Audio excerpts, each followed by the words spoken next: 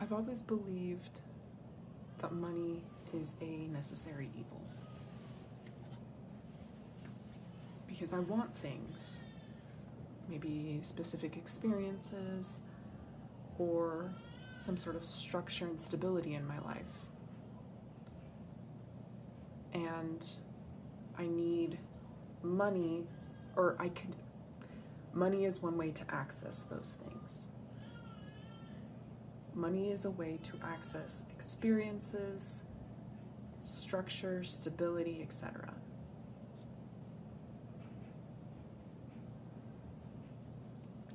I know now money is not good or evil. It is a tool. Simply by that statement, it is a tool. And I guess I'm having a lot of frustration around why I have to have money in order to do these things. And I think there's parts of me that know that that's not the only way, because there are ways that the universe, that God, can support us in accessing those things through just random blessings, but also through people in your life, just circumstances that happen, and people in your life wanting to help you out, wanting to assist, wanting to support. And what I'm seeing now is me kind of stopping a little bit of a ways into what I'm doing, whatever it is I'm doing. It's usually some way of sharing. Oh my God, it's all coming to me. This is intense. Okay. I'm picturing myself like when I do my art and I'm posting about it and I'm telling people about it and everyone's really excited for me, and it is exciting. But then like I haven't put up a website where people can buy my art. And it's really simple. It's really simple to do that. It's very simple to do that for me specifically. I've done that so many times. Let's just make a website. But I won't do it because I know that there's people that want to buy from me. And there's this like, no, you don't have to pay me for that. But I won't give it to you either unless you pay for it. So I find myself right now in a crossroads between shifting my perspective on money while simultaneously shifting my feelings around receiving. I feel like these are actually overlapping paths. These are two things that need to happen for me. Let's say this. Two things that need to happen in order for me to be able to move forward the way that I'm asking to move forward. And I'm having a hard time like actually doing it because I have a hard time wanting to be supported. I feel like if we believe, okay, I see a hawk outside. That's badass. If we are supported, what was I gonna say? Dang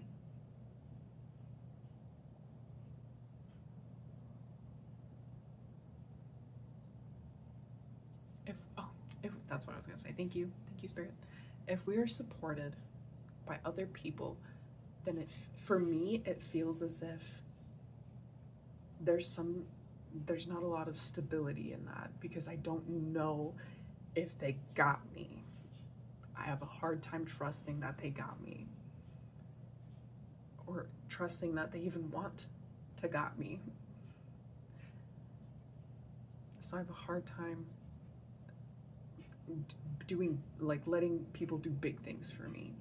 I've started to be better about like someone like paying for my lunch, and I'm like, oh, thank you, that's actually really sweet. Or, you know, when I receive like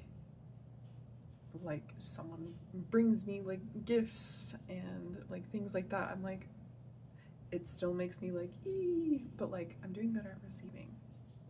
But if someone was like, I'll spend $150 on you right now, that's fine.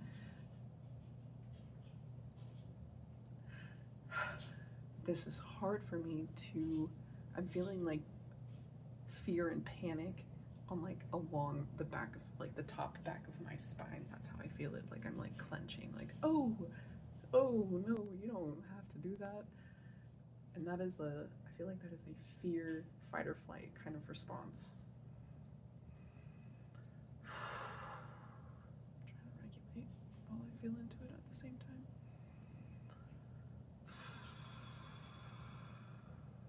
I am safe to feel this. Okay. You got this. Okay.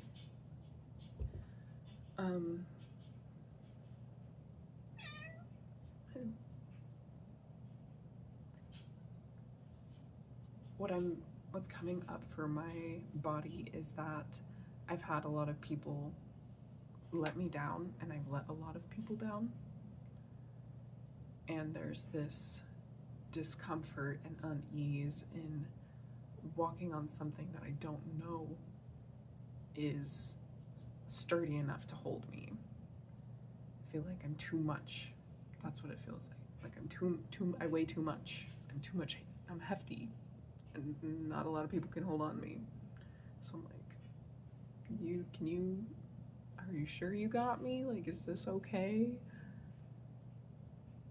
And I feel like I know right now I'm surrounded by really strong people that are like, yeah, you don't even weigh that much. You're fine. Go ahead. And it's been difficult to allow that to happen. And then there's that part of me that is like, you're so narcissistic. It sounds like you're using all of these people to like get you to better places. You can't use people around you to have a better life. You have to do it on your own. You need to figure out how to do it on your own. And that's kind of where I start finding my drive for money, where it's like, if I got me and I don't have to rely on anyone else, and I know I'm sturdy. I can do it. I know I can do it. But just because you know that you can do it doesn't mean you have to do it alone all the time. And sometimes it's okay to admit that you don't got it right now, that you don't know what's going on, and you're trying to find your footing, and you haven't found it yet, and that's okay. My throat chakra, my throat is like tightens, just doesn't want to speak about it.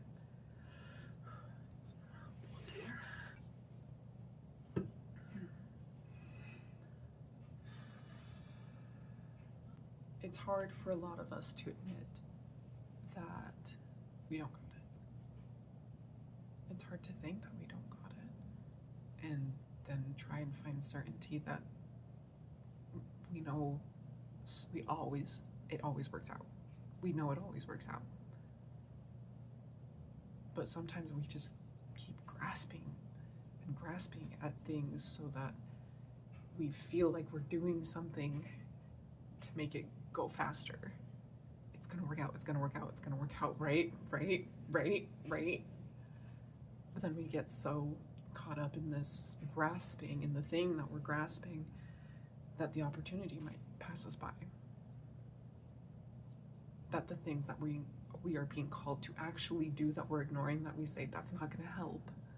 That it doesn't make sense. It's not gonna make me be more successful in my goals immediately. I don't see how it could work. I don't see how this specific action is going to pan out. So I'm not gonna do it. I'm gonna do this thing because I know it worked once.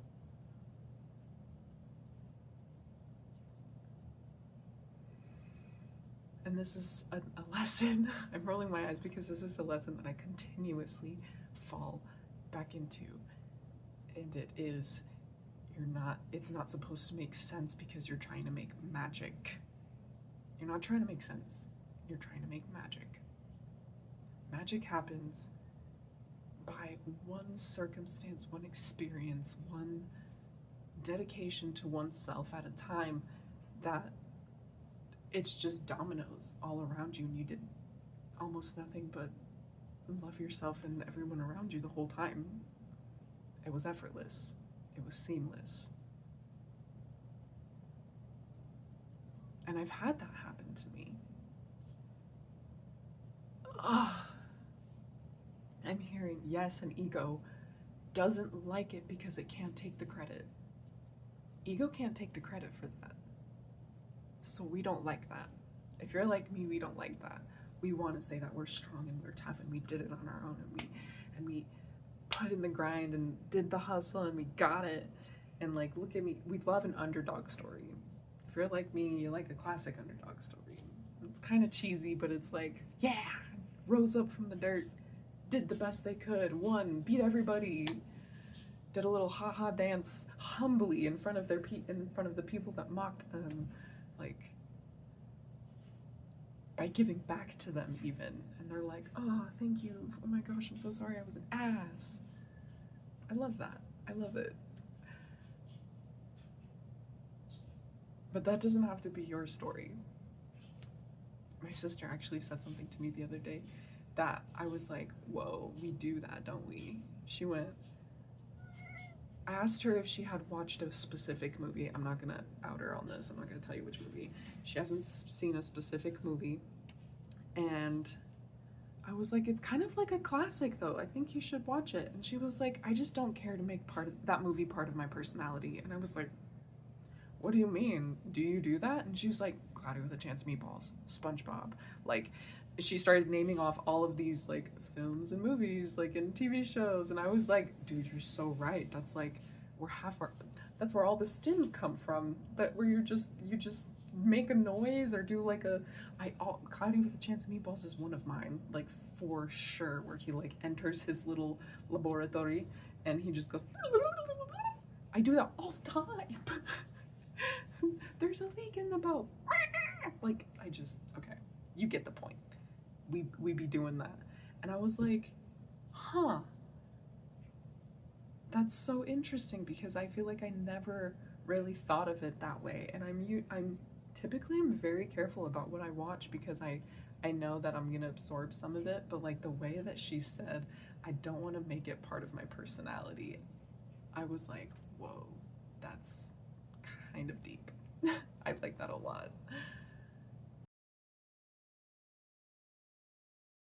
Yeah. Just because we love an underdog story doesn't mean it has to be our story. Our story is past that. We've already done that. We already did that. And now it's time for the part two. The part two, where, oh, everything's great and it just keeps getting better. This is all the magic that I've run into. And of course, there's challenges, but those are pretty fun too. I love a good puzzle.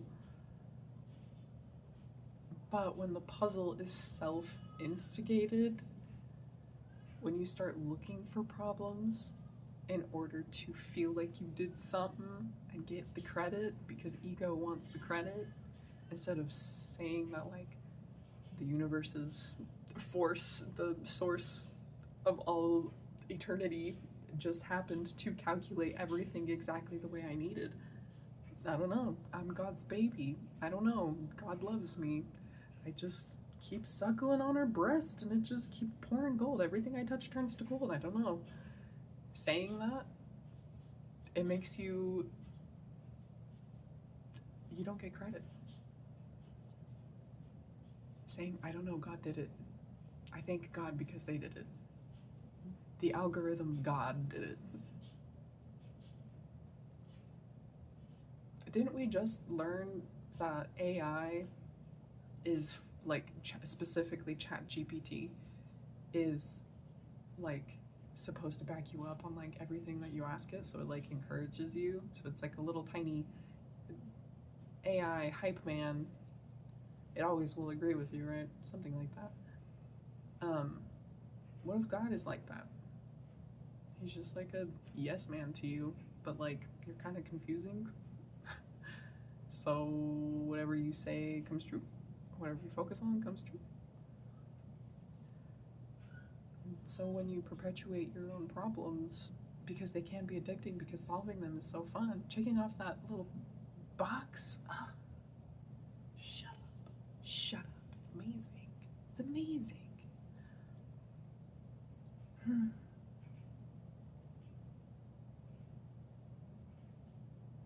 Yeah. We're being asked to be honest with ourselves and with others, and to stop perpetuating problems and just recognize that you don't get the credit regardless. Silly little ego. The structure that we're looking for is not of this realm. So why are we trying to use its structures to support us? I'm hearing if you want to fly, why are you using like a hammer and a chisel? Like I'm literally seeing like a thing and a chisel, you know? Why are you using those tools to try and fly? You were given wings. Just use your wings. Don't try to build a flying. Like, you don't have to try and build wings. You already got them. You just have to figure out how to use them. But when you use them, it's effortless because it's a part of you. I bet they get like tired, but they're like part of you. Of course, you're gonna need to like figure them out, figure out how they work.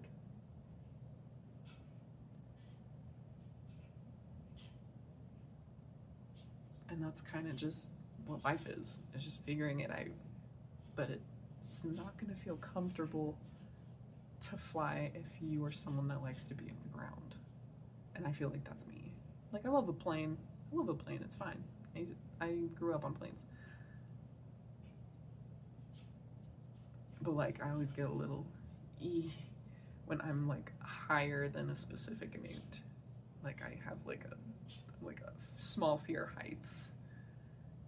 Yeah. Fear of heights. So that being said, how high can I fly before I'm like, no, I'm good, metaphorically? I feel like if I had wings, I'd practice getting higher every single time. And I feel like that's what I'm doing. And it's frustrating that I scare myself before I can get even higher than I know I can. I'm like, I know I can get there. And then I'm like, oh God, oh, that's scary. So, I feel like I have a lot of reflecting to do. Thank you for coming to this video and watching it this far. Let me know what you guys thought of it and like what came up for you. Yeah. I don't have anything else to share. I love you. Bye.